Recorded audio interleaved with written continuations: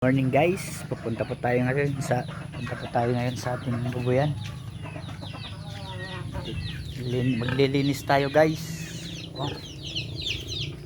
Dapat talaga umaga pa lang maglilinis na tayo kasi tingnan nyo naman guys, ang dodongis nila. Sa mga nagbabalak magbabuyan dyan, dapat hindi kayo tatamad-tamad guys. Oh.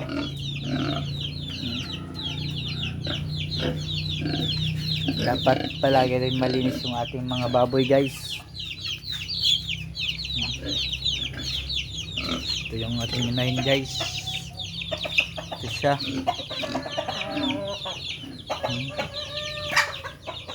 Madumi din guys. Ganito talaga pag umaga. Sabak tayo sa paglilinis. Tapos magpapakain.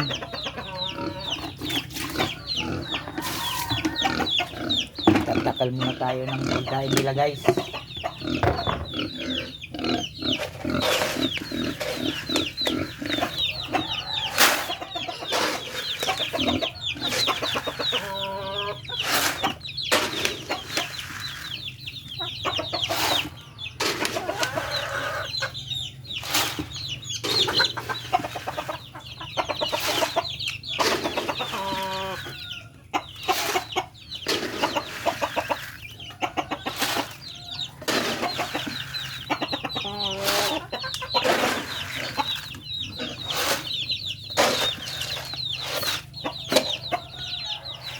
Sila guys, habang papalaki sila,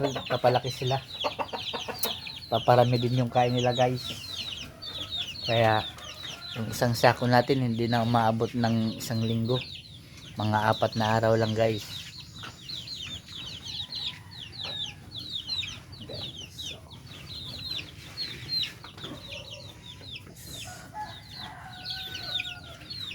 Sila guys.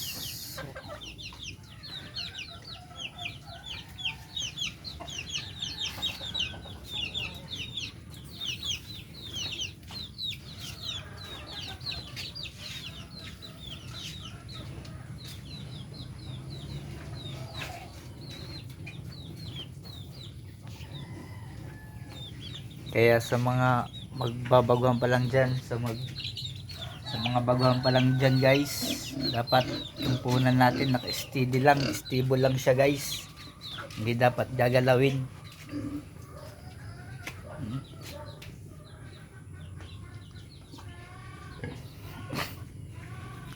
Tapos dito rin guys, sa pag-iinahin guys, ganon din, dapat stable din yung punan natin. Tapos dapat mahaba rin yung pasensya natin guys, kasi hindi naman lahat ng oras laging swerte, sabi nga nila guys. Hindi lahat ng araw jackpot tayo guys, kasi minsan yung inahin natin kapag pinapabulugan natin hindi pa nabubuntis ng isang kastahan lang guys, o kaya 2 hanggang 3. Dapat hindi ka susuko guys. Nagkakataon lang talaga yan minsan guys na hindi pa masyado init yung ating inahin kaya hindi nabubuntis. Wala sa tamang oras yung ating pagpapabulog o kaya pag-i-inseminate guys.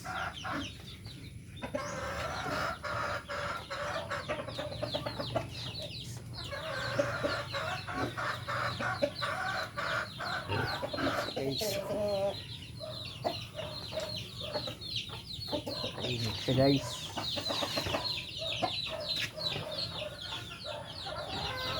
Dapat marunong kayo mag-alaga ng punan nyo guys pag magbababuyan kayo.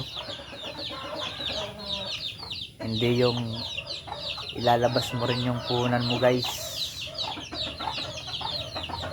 Dapat hiwalay lang yung punan natin sa babuyan saka sa pang araw-araw na gastos natin guys, para lumago yung ating babuyan.